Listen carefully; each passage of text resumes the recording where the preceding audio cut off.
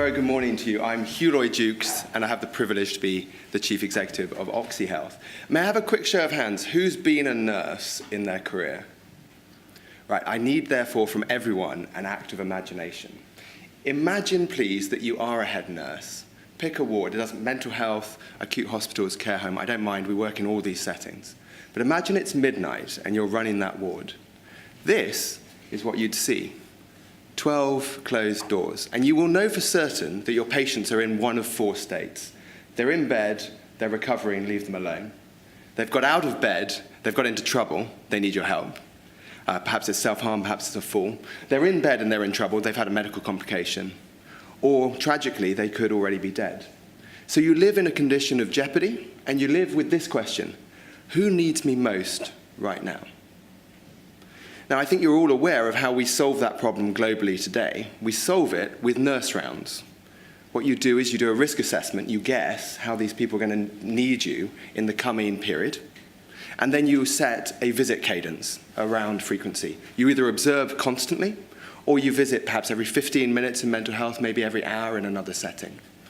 So you go down the corridor, you enter each room, you see if you can see breathing, you may wake them up for validation that they're okay. You might put a pulse oximeter on their finger to get their heart rate, to check their condition. The problem with that is there are three flaws to this necessary and universal system. The first is it's ineffective. If I am the patient and I develop a problem in minute 4, you visited me in minute 0, I'm coming back in minute 15, I have a period where I'm unaided. So those that need it are not looked after. The second problem is it's harmful. There's a quote there from being on site with one of our customers in mental health a couple of weeks ago: "If you shine that effing torch through the hatch again, I will call the police." He didn't say that reasonably, he said it very loudly, he woke the whole ward up. That's how disturbing these sessions are. So if I don't need you, you harm my interest by waking me. And it's costly. So in a typical dementia ward, for example, you'll have someone doing these patrols. Out of the 5-man team, one person will be doing them all the time, 20% of your effort. If you need someone on constant observation, that's 40% of your manpower, just on the safety check. So it's a well-intentioned, essential system, well carried out diligently, but flawed in its essence. Oxehealth has developed something called the Digital Care Assistant to solve the corridor problem. May I show you that now? The BBC visited us in Coventry a year ago, one of our customer sites. Let me just show for a minute how the digital care system works, and then I'll break it down what's going on for you.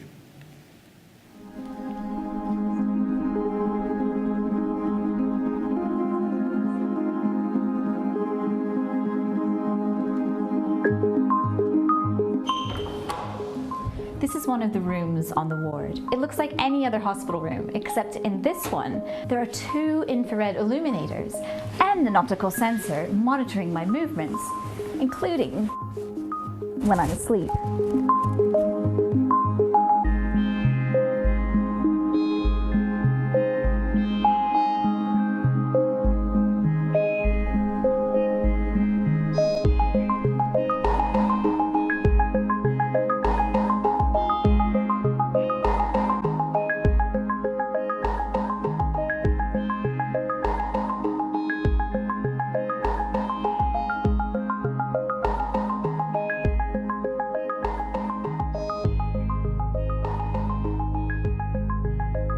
Oxehealth alert.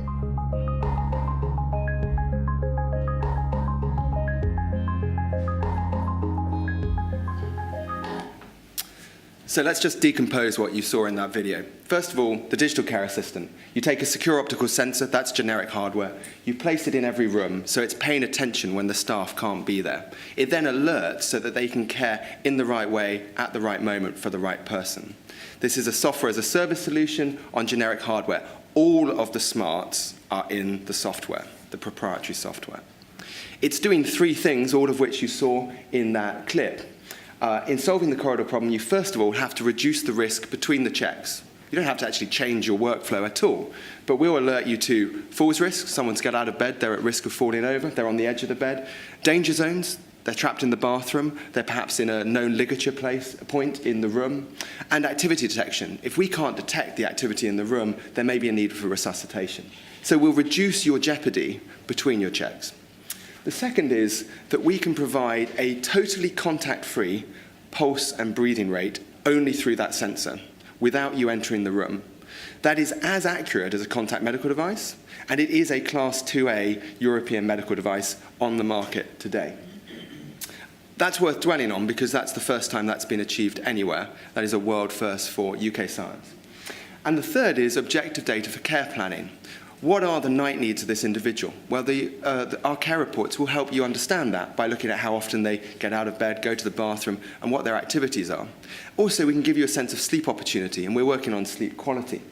So I can reduce the risk between checks, speed up by about 75%. So I can do your observations of pulse and breathing rate in about a quarter of the time without disturbing the patient. And I can help you plan your care, step-down care, and the care on the ward. In addition, as you saw, if you wish to understand the status of that patient or trade off between two patients, you can turn on a video feed that otherwise is dormant and see what's going on before choosing your action. It makes it extremely intuitive to adopt the technology. You're not just reliant on telemetry. So we solved the corridor problem using the digital care assistant. In addition, we're starting to see the extraordinary payback on the care assistant. So we're producing a white paper. These are interim results that will be published shortly. But we're looking at approximately a third reduction in falls, pushing 70% reduction in enhanced OBS spend. That's agency spend, which is one of the killers of healthcare cost base. And a dramatic reduction in the need for A&E, which shows you how this can help the step up and step down problems of these care situations. So we're solving the corridor problem, and we're doing that with very swift within-year paybacks, which is crucial, frankly, for the world's health systems. We all are aware that there's an aging population, but what that means is, and I don't think we talk about that enough, is an abject crisis in carer, because they are swamped, scarce, and stressed. So we know from the OECD data that there's at least 66 million elderly coming online between now and 2030. The World Health Organization estimate a shortfall of nurses of between 1 and 3 million in the OECD countries alone over the same 2030 period. And nurses are stressed, unsurprisingly so given the pressures. 38% of nurses were unwell due to work stress in the last 12 months in the NHS. So we have a pressing productivity problem with these overwhelmed, very earnest, very skilled staff, of which we don't have enough. So the core problem in solving the carer crisis is the corridor problem, resolved by the Oxehealth digital care assistant. What that, of course, means is, from a commercial perspective, we have a very large market opportunity. Globally, there's at least 32 million serviceable rooms for the digital care assistant from Oxehealth, and that's at least a $7.5 billion annual recurring revenue business on extremely conservative revenue assumptions. Working across mental health, the elderly, that's home care and care home, police and prisons. In terms of commercial traction, I'm pleased to say that we are well into this market. This is an investable proposition which is already in those segments. We have to focus because we have a platform serving an enormous opportunity, and we focus on three areas. First of all, UK mental health, that's our home market. This is an 120 million ARR business on 60,000 rooms of volume, again on conservative revenue assumptions. We are currently contracted to 16% of English mental health trusts for at least one room, and some of these trusts are already working to incorporate us into their operating policy to make the digital nurse round supported by Oxehealth the way they do their safety observations. The second market is Swedish care homes. That's at least 100 million annual recurring revenue opportunity. There are cameras already deployed into care homes and home care in that market without software, which ameliorates but does not address the corridor problem. And we are actually partnered with the people that launched that camera-based market. We launched it in September, in contrast to UK mental health, where we've operated for longer, and we've already closed our first deal. So we see very strong demand in that market. So those are the first two legs of the strategy. That is the focus for the next 3 years of effort, for which we are raising funds. And based off a year-on-year volume growth of just under 10 times, we feel very comfortable that the business can reach an 100 million valuation over that period in those core markets. The elegant thing about the Oxehealth opportunity, however, is that one platform can also serve a much larger business, and we've made a start in some what I'd refer to as our upside markets. The upside markets are the US, where our FDA application following the European grant is filed and well underway. We're 60 days into that process. And in other markets, the ones I referred to earlier, police and prison, where we're contracted with the MOJ, the Ministry of Justice in the UK, and 2 police forces, and also acute hospital, which is not core to our thesis, but where there's strong excitement for addressing the bed blocking problem. Can I get people out earlier from hospital into an intermediate care setting? So those markets represent opportunities for growth to take off outside of the modelled base in the business plan. In delivering that strategy, we're building on a well-established value creation strategy. There are 3 levels to the Oxehealth business. The first is cash flow. As I said, we've several £100,000 of revenue to date, so we generate cash already, and we can see a path to break even in the business. We build out an installed base of these cloud-connected products, which means that, one, there is a switching cost attached to being a customer, but more crucially, as we innovate and continue to work with our clinical partners, for example, on sleep and other vital signs, we can monetize that with our installed base through the cloud.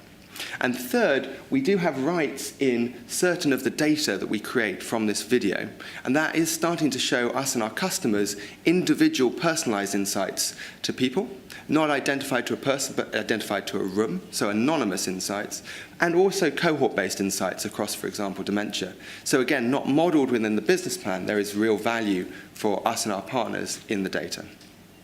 So in summary then, if I may, Oxehealth is effectively digitizing the nurse round, supporting carers. That's allowing us to address one of the strongest demographics in healthcare, which is this carer crisis. We've built a scalable platform which is solving the global corridor problem across a wide range of end markets, but with commercial focus initially on UK mental health and Swedish care home. It's a very large total addressable market with opportunities in the US and globally. We have unique and IP-protected products along with our first medical device certification, and I believe a potential for blockbuster insights within the data we harness. I'd like to end, though, not on the investment case, but on what a user would say. So Linda runs that ward that you saw in the BBC video, and for her, it's a very simple proposition. I've got 5 people on my night staff. You give me an extra member of staff, a 6th member of the team. You're helping me reduce injuries, increase service quality, and save my team time and therefore money. And that's her proposition, and that's the investable proposition our customers are buying into. I very much hope that's interesting. We are on the road for a round. There is strong support from the current shareholders, but probably room for 1 investor in that round over the next few months, and I would be delighted to talk to you about the exact details of that one-to-one. Thank you very much.